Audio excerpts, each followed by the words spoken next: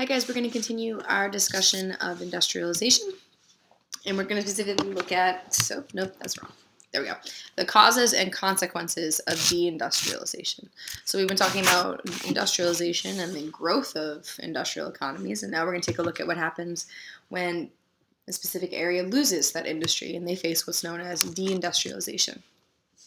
To understand that, we're going to kind of summarize and capture the key differences in the way things have been manufactured in the past versus the way they're being manufactured now. Reason being that the changes and the shifts in the manufacturing structures are part of the contributing factors to deindustrialization. So in the past, manufacturing was called Fordist production or Fordism, and the graphic on the right helps kind of see the difference between what it was and what it is now. Fordism is the idea that raw materials were transported to a single manufacturing center and then just shipped to a single defined market. And that was named after Henry Ford's model of assembly, of bringing everything together into that assembly line production and building automobiles from there. This is pretty comparable to what we looked at with the Weber model, when you saw raw materials, again, assuming just coming from defined places, going to a single manufacturing center and then shipped directly to the market, which is kind of exactly what you see in that model on the left. And rather, though, this is no longer the case. I mean, our economies of scale, our existence is now much, much greater and much more interconnected with other places. So our modern production is really called post-Fordism. So I'm just going to go use the graphic on the right again for a minute here. You can see post-Fordism is really the acquisition of your materials and the places for manufacturing. It's almost more contingent on the idea of Weber's least cost theory, in that you're going to maximize where your low labor costs, and no matter or wherever those are found. So, and actually, let me back up. The idea that Weber's least cost theory, he says transportation costs are the most significant, but which is still applicable in modern day. But the idea being that there are resources coming from all over the world, and more importantly, there are labor costs that differ around the world.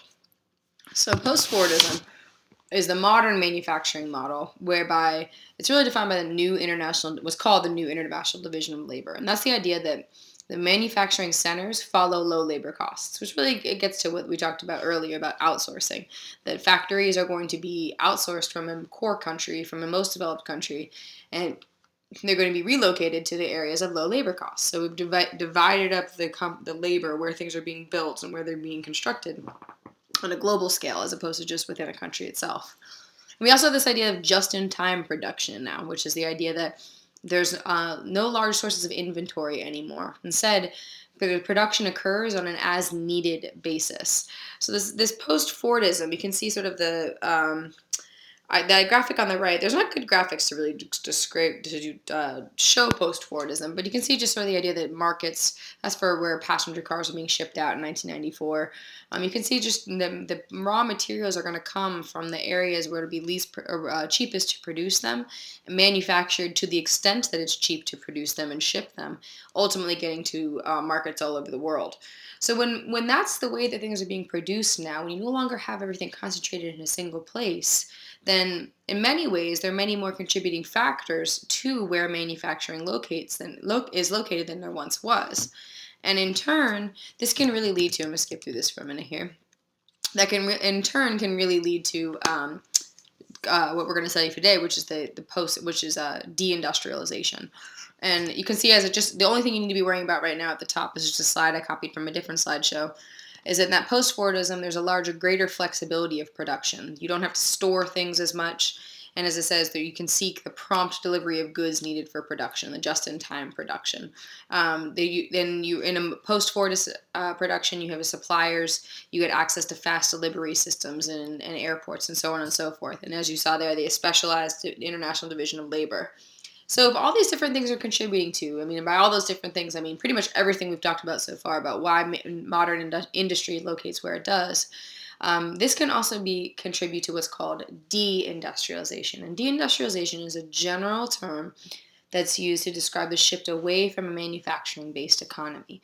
So as you can see, on the graph on the right, it's a graph showing the top purchasers of U.S. exports and suppliers of the U.S. You can see the just general markets and imports for U.S. industrialization. But on the whole, Deindustrialization has shifted the core countries of the world are shifting away from manufacturing. The lesser developed countries of the world are increasing their manufacturing or their secondary activities.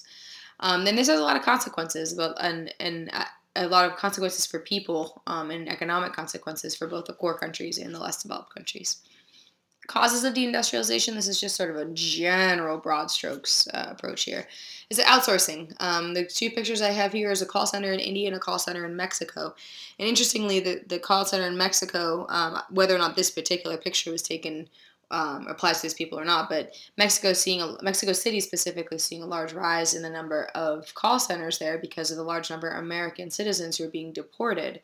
And as American citizens are being deported, we're talking about people who may have spent their entire lives in America, so therefore they speak perfect English and are valuable assets for these call centers where people are taking, human resource calls and customer service calls. So outsourcing the labor to cheaper places, they can still provide services to people in the core countries. That new international division of labor I just spoke about, and foreign competition. I mean, these are all driving forces for why industry would move away from one place into another. That clip from the Vice episode I'm going to show in class instead, so we're going to move forward from there.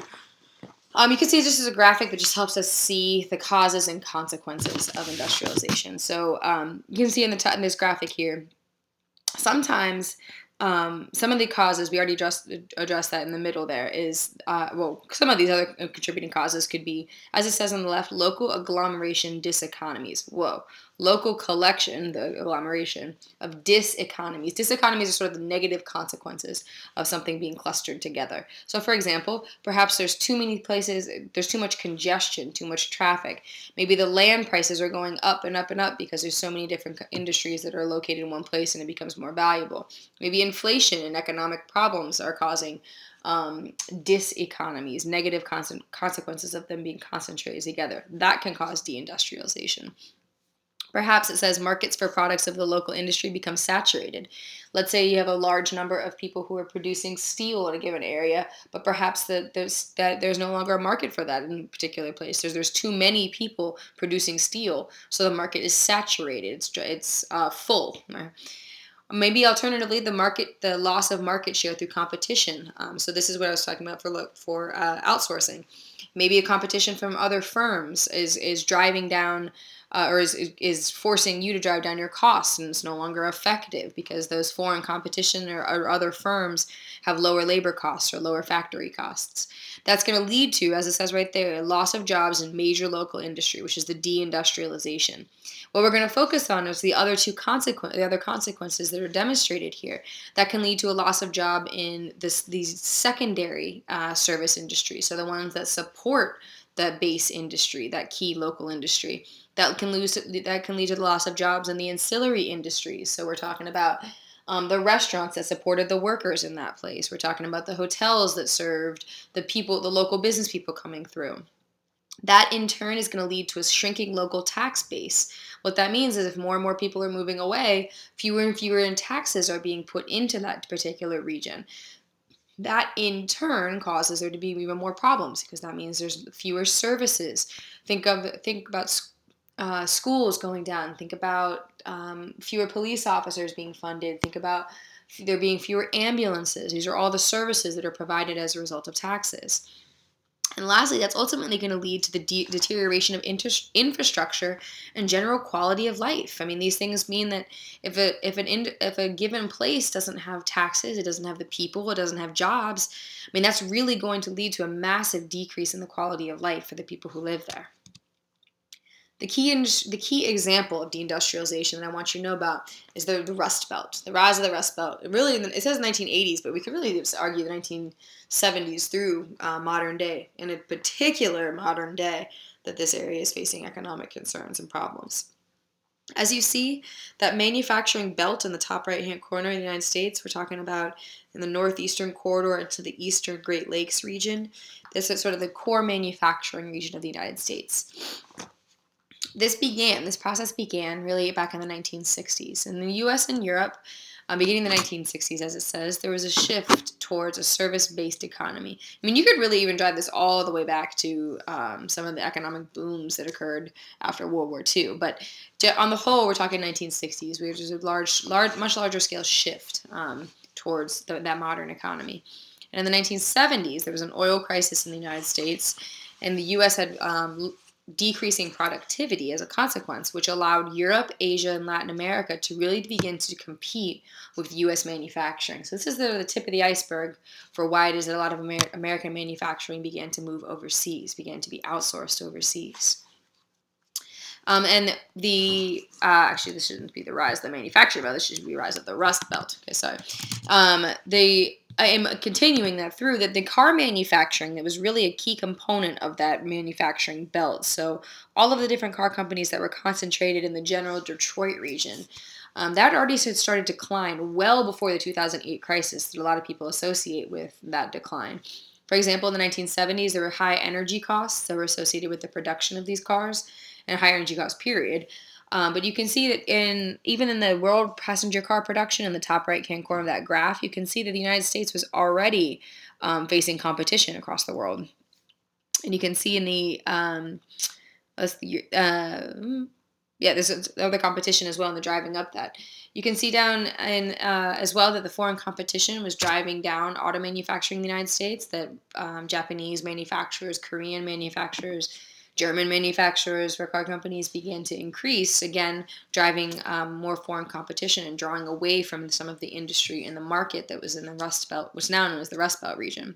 I'm sorry it's a little bit harder to see, but you can see that this trend, I mean, you can see by the car in the bottom left, this isn't necessarily even a recent picture. That's a Geo Metro car that was made in Japan, marketed by GM.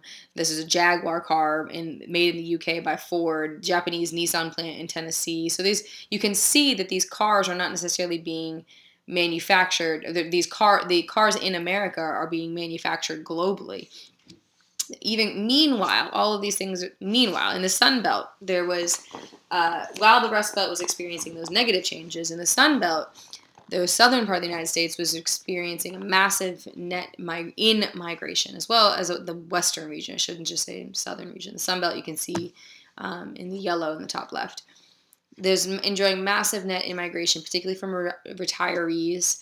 There's growth of profitable agribusinesses occurring, so there's a lot of generation of income here. Silicon Valley and the San Francisco region becomes a technology hub. So while we have the deindustrialization of the Rust Belt, we almost have the reinvigoration of money and income coming into the South. And some other specifics about the growth of the Sun Belt.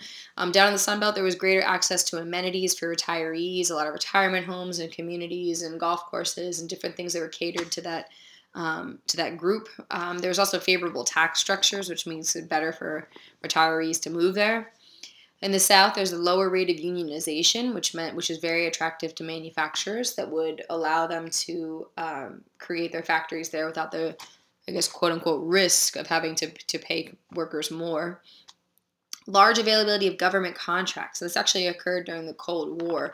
That, as you can see in the bottom right, for key industries, aerospace, defense, and military. There's a ton of those different operations in California and the Southwest. There's the large booming oil industry in Texas, tourism in Southern California. So there's some key industries here, but that defense and aerospace and military actually occurred during the Cold War, large growth of government contracting in the South. There's also, from a manufacturing perspective, a large-scale availability of greenfield site, which is just land that's available for development. And the opposite of that would be, of course, be brownfield. So, not of course, but would be brownfield, that areas is not available for development, either just insufficient or already developed. So lots of green fields, lower unions, lots of new people moving down there, favorable tax structures. All of these different things are drawing business away from the Rust Belt and moving towards the South, and or simply driving the Rust Belt's competition. Rust Belt's competition is driving the resources overseas. This, again, just an example of the Rust Belt. You can see lots of the migration pattern, the Sun Belt. So in sum, what we have auto production that's moving south and becoming both moving south or overseas, so it's being outsourced, or and alternatively, there's the automobile manufacturers are being dominated by foreign manufacturing plants. So not only do we see that foreign manufacturing plants are establishing competition to the Rust Belt companies directly within the United States, there's also manufacturing centers being outsourced. There's also manufacturing centers that are being just simply driven out by too much competition. So what we have here is the rise of the Rust Belt. We have this entire region facing too much competition.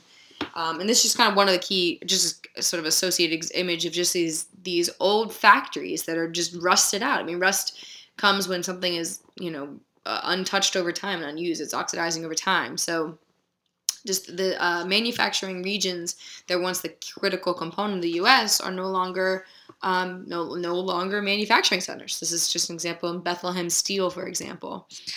Some of the places that were hit the worst with these manufacturing problems, this deindustrialization, were places that have high fixed costs. And what I mean by that is the local economy was highly reliant upon that basic manufacturing industry. Basic, I want you to think of basis, the industry that's the basis of that entire place. So places like Akron, Ohio, Wheeling, West Virginia, Flint, Michigan, all places that were hit extremely and are continuing to be extremely hard hit by the deindustrialization, manufacturing jobs moving to the south and moving overseas. The places that were spared were places that had diversified industrial economies. So they either had multiple things that are being produced. They weren't necessarily relying just upon the one particular industry. Places like Columbus, Ohio, what they did is they capitalized on a favorable location. So they had all kinds of, they had access to lots of different transportation systems and different markets. Other places that sort of dodged a lot of the problems of the Rust Belt actually teamed up with the Japanese automobile manufacturers that were coming in and utilized and sort of changed away from American manufacturing towards Japanese owned companies in their production. But there are a lot of consequences. I mean, when a place, the Rust Belt of the United States is not the only place to face deindustrialization. When a town or region faces deindustrialization, which really is the loss of that basic industry, again, basic or basis industry, what makes the whole town tick, that's going to lead to structural unemployment. Take a look at the graph. As manufacturing goes up, the number of service jobs would go down, right? Now think of it as if manufacturing went down, the number of service jobs has to go up. In order for the manufacturing jobs, if the manufacturing jobs go down, the only way that this number of service jobs can go up is if people are qualified for them. It just can't go. It's not as simple as going from someone who may be a very, very skilled machinist to someone who's working along the machines of this industry. If you lose the basic industry, if the entire plant closes or the firm or the manufacturing plant closes, then those skill sets don't necessarily have another place to go. The people that were once filling the factories and had those jobs need somewhere to go and need a job that they will then that they will be successful at. So what you will have is you'll have large scale unemployment that is faced by the people who once had manufacturing jobs, but now the only jobs that are available would be the service-based jobs, those tertiary jobs. Workers may not necessarily have the skills. That's not to say they're dumb people or anything of the sort. It's just simply, it's a massive change and a very specific change that would require more training, more industry, or more training, more education, so on and so forth. Perhaps the workers lack experience in those types of jobs. Or more commonly, maybe they're just not close enough to a job that would actually be able, that they may not have access to a service-based job. So when you lose the basic industry, when a place faces deindustrialization like that, that often leads to this massive structural unemployment that people face as people just shift away from secondary jobs towards tertiary jobs. Now, when places are facing places enact measures to ensure that they won't necessarily face deindustrialization. They want to attract, in fact, there are ways to specifically attract industrialization and to retain economic development through industrialization. One of those ways is through the creation of what's called special economic zones, SEZs. We've talked about this already with China. China is the key example of SEZs. There's economic zones all across the world. SEZs are specific areas within a country where there are tax and investment incentives that are implemented to specifically attract foreign and domestic, but mostly foreign, business and investment. So this is a way to ensure that industry is actually attracted to your region as opposed to deindustrializing the region. And this is actually how the 4 Asian tigers that we looked at in class, this is how they became developed. This is they utilize special economic zones or specific the use of their labor force to ensure the development of their region. Special economic zones, though, can too have their problems. So, for example, one type of special economic zone is an export processing zone, and that's a region within an LDC. And typically, this applies to all special economic zones, but there are exceptions. These are regions within LDCs with loosened labor restrictions to attract export-driven production. So, for example, this is specifically pulling in attracting transnational corporations to the region to create a factory there, and those goods will specifically be shipped directly out again from the country. So there's loosened labor restrictions, and there's often also loosened environmental laws.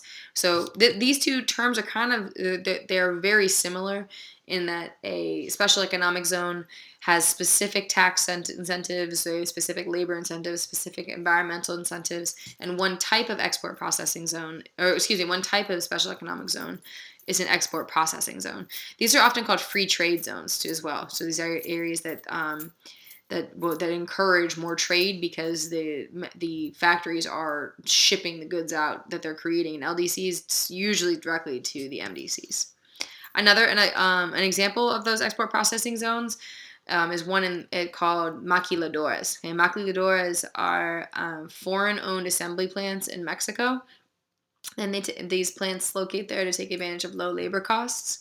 When they're primarily textile and consumer electronics that are produced in these regions, you can see the border areas in the purple, and then another one in the bottom left in the brown. You can see the size of the circle corresponds to the number of employees who are working in that maquiladora, and you can see that these are the workers aren't typically, they don't have as many rights. They're not treated as fairly as they otherwise would. But they are employment. I mean, there's driving employment in the region and protecting jobs in that way, so that it's not so that the people aren't going to face this large-scale structural unemployment that was discussed before with deindustrialization. Just a little details about the maquiladoras.